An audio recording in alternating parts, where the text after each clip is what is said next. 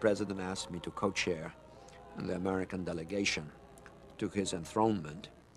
And when I handed him the president's message, I said to him in Polish, this is probably the first time in history that the Pope receives a message from the President of the United States, and it is delivered to him in Polish and received in Polish. And the Pope laughed, smiled, and embraced me. Soon after his investiture, Pope John Paul II visited the United States. The papal tour was an incredible triumph. There is a Polish phrase which translated means "let God be praised." Niech będzie Bóg pochwalony. It's a very traditional way of greeting people, and I think he would be very touched if you were to use it. Well, I'll have to learn that. Say it again. Niech będzie Bóg pochwalony. Niech będzie Bóg pochwalony? Pochwalony. Pochwalony. I'll write it out. Niech będzie Bóg pochwalony. Niech będzie Bóg pochwalony.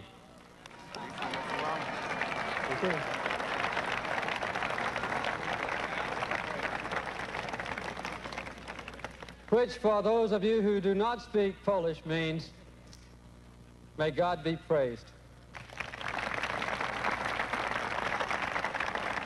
Mr. President, I wish to express my most sincere thanks for your kind words of welcome to the White House. And also, if I could say, my congratulations for your Polish language.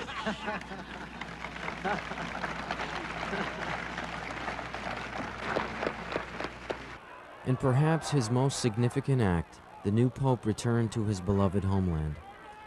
His visit gave great support to the spiritual and political aspirations of the Polish people.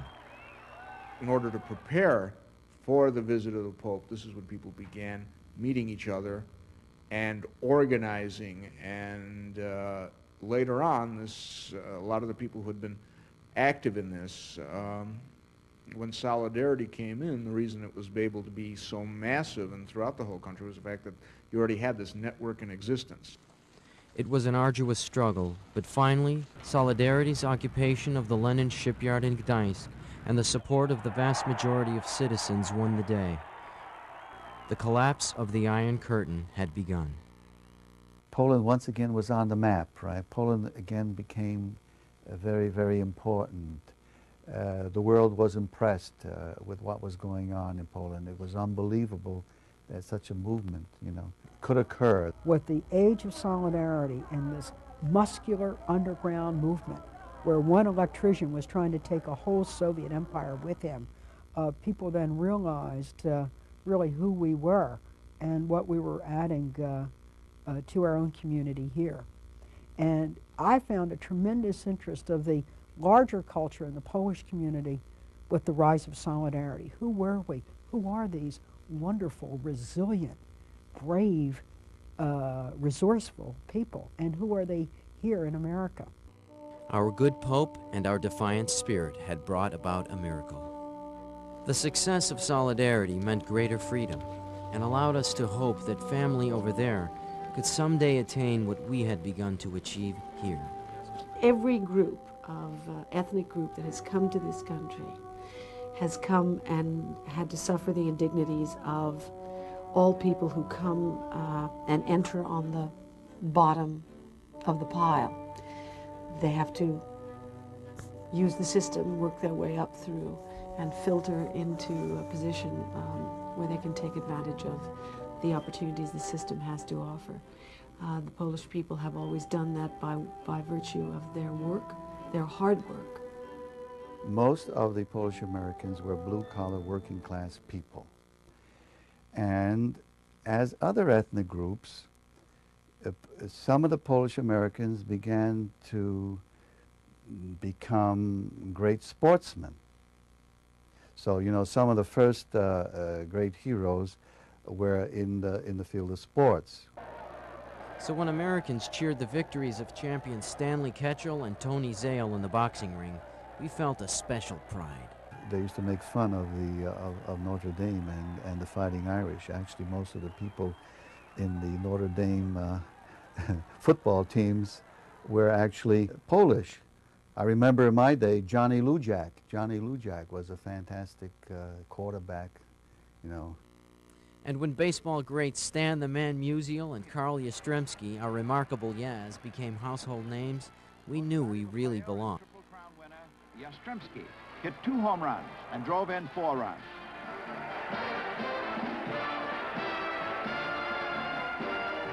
Boston won 5-0. Nothing was going to stop us. We could do anything our talents allowed.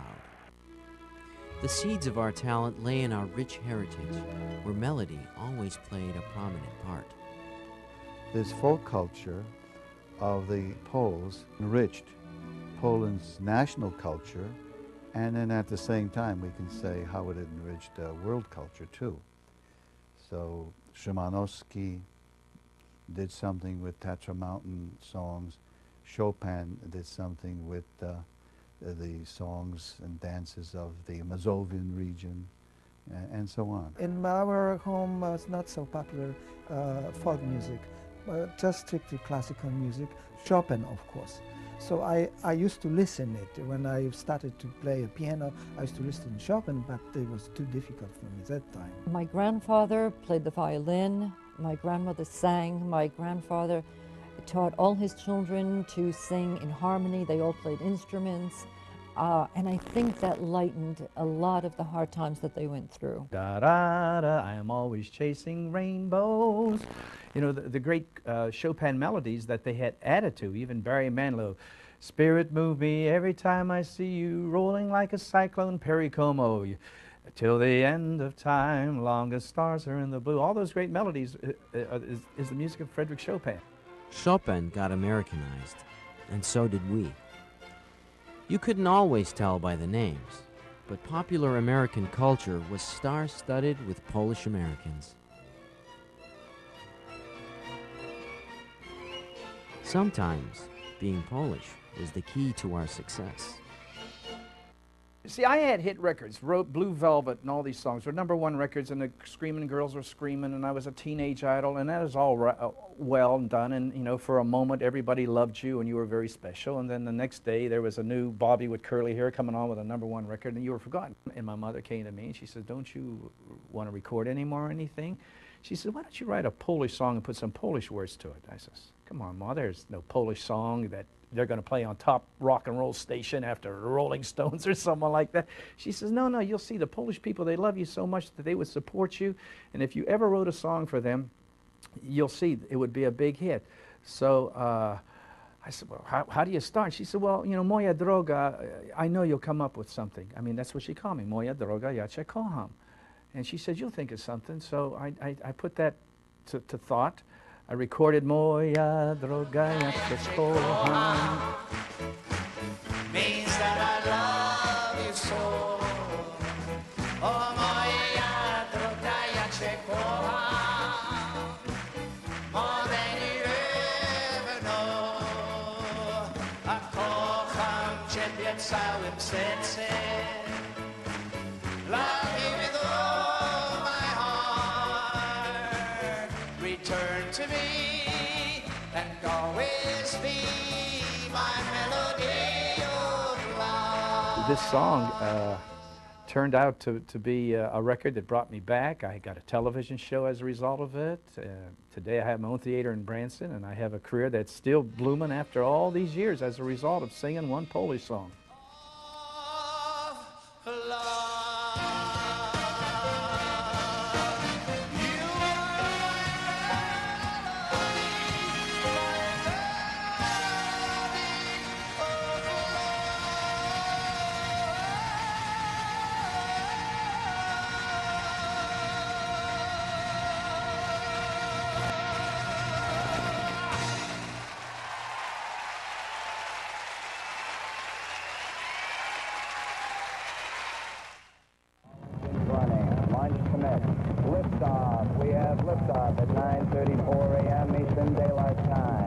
We stargazed along with our countrymen as NASA explored the reaches of space. and Polish Americans were important contributors here as well. Dr. Mieczysław Becker built the moon rover so crucial to the success of Apollo 15. Scott Parazynski walked in space on a recent mission to the Mir space station. From when you're very small, you're taught to be proud of who you are. When you go in my area, the bumper stickers, Polish and proud, Polish and proud. There's a great pride. And so you grow up like that. You're proud of who you are. Polish pride in America reaches back to Tadeusz Kościuszko and Kazimierz Pulaski, heroes of the American Revolution. Our pride and our dedication to this country never dies. I was asked to be the Grand Marshal of the Pulaski Day Parade in 1995, which was such a thrill, not only because of the honor itself, but because I could take my mother on the float and to drive down, to just be riding down Fifth Avenue with nothing in front of you, no taxis, no cars, and see as far as you could see uptown was such a thrill. And to be marching with all the people representing what's happened to us as a group, as an ethnic group in America, it was very touching.